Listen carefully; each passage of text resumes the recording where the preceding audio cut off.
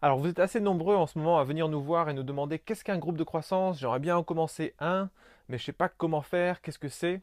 Alors, je voudrais dans quelques vidéos présenter les groupes de croissance, aussi répondre à des questions, des objections sur le format, des choses comme ça.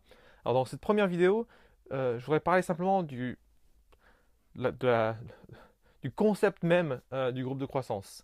Ici, à Pondcherry, comme on le fait, on encourage chacun à participer dans un groupe de croissance, à en lancer un. C'est vraiment à vous de prendre l'initiative et d'aller chercher quelqu'un d'autre pour faire un groupe de croissance. C'est avec une autre personne ou deux autres personnes, des groupes de deux ou trois, des personnes du même sexe.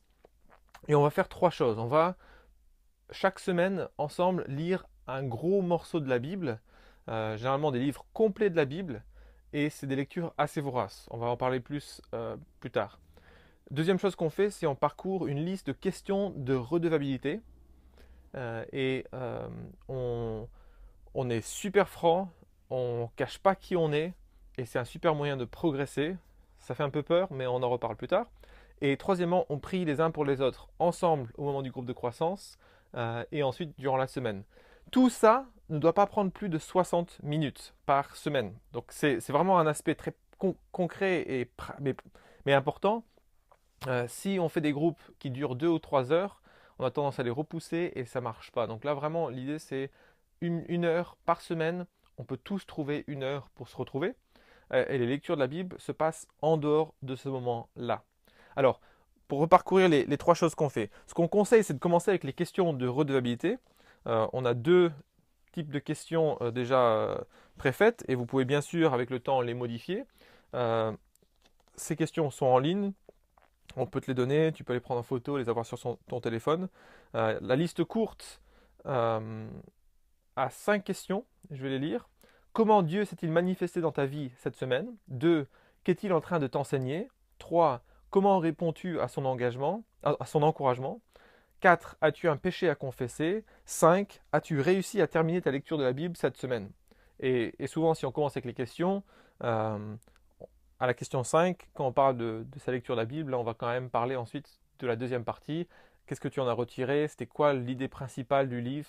Par exemple, si on a lu Philippiens, mais c'est pourquoi est-ce que ce livre a été écrit? Qu'est-ce que toi tu en as retiré? Quelles étaient les questions?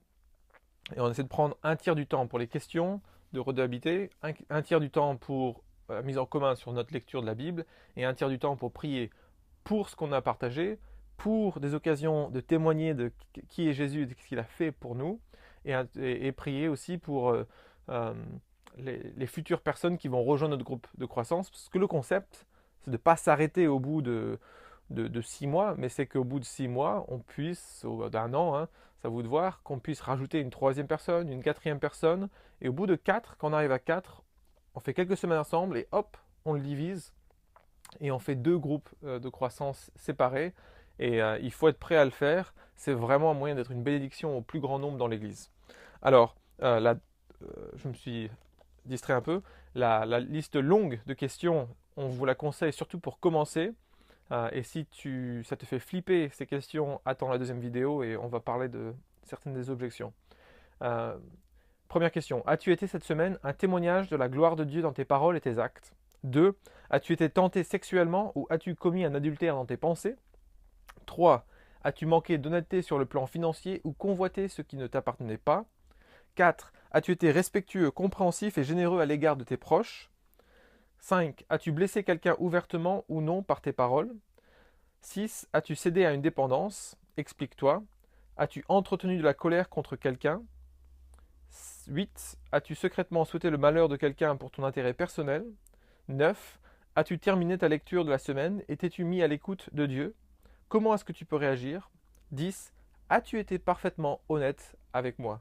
Alors, bien sûr, ces questions ne peuvent marcher que s'il y a un engagement de confidentialité dans le groupe de croissance, à 2, à 3, à 4. Et c'est quelque chose qu'il faut vraiment mettre en place dès la première rencontre.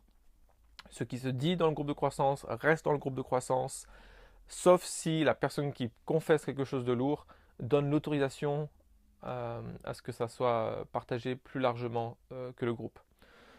Voilà, donc première vidéo. Dans les prochaines vidéos, on va parler des objections. Et, euh,